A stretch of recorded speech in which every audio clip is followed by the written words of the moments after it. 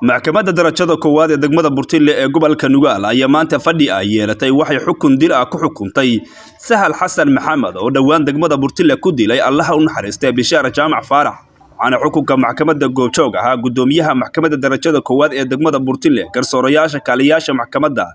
iyo xiriiryaha guud ee Puntland darafyada ee helada labada dhinac iyo qaybaha kala duwan ee bulshada waxaana xukunka maxkamadda ku dhawaaqay garsoore Cali Ibrahim taariikhdu tahay afartii bishii koowaad 2022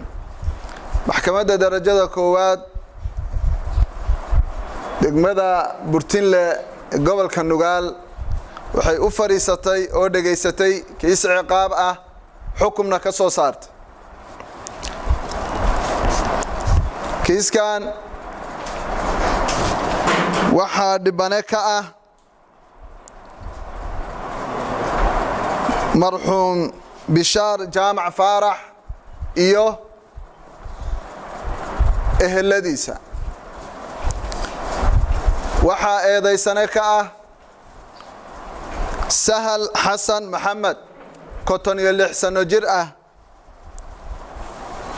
ina Salaado Cawad Faarax ku dhashay Burtile degan Burtile maxkamaddu markay aragtay dhageysatay eedda xafiiska xeer ilaalinta maxkamaddu markay dhageysatay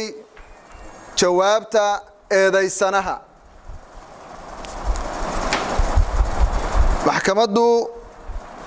markay dhageysatay qiraalka eedeysanuhu uu maxkamadda horteeda ka qirtay in uu dilay marxuum Bishaar Jaamac Faarax maxkamaddu markay aragtay cadeymaha xafiiska xeer ilaalintu uu hor keenay maxkamadda horteeda sida warqadii dhaawac muujinta iyo warqadii cadeynta dhimashada hubkii uu adeegsaday ee uu ku dilay marxuumka iyo markhaantiyada iyo goobjoogayaasha maxkamadda horteeda xafiiska xeer ilaalintu ay keeneen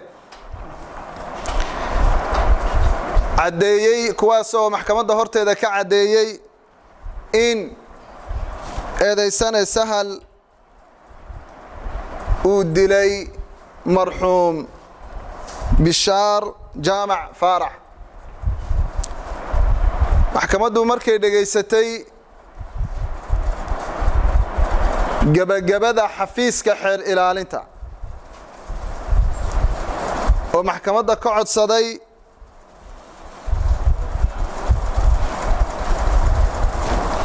maxkamaddu markay dhageysatay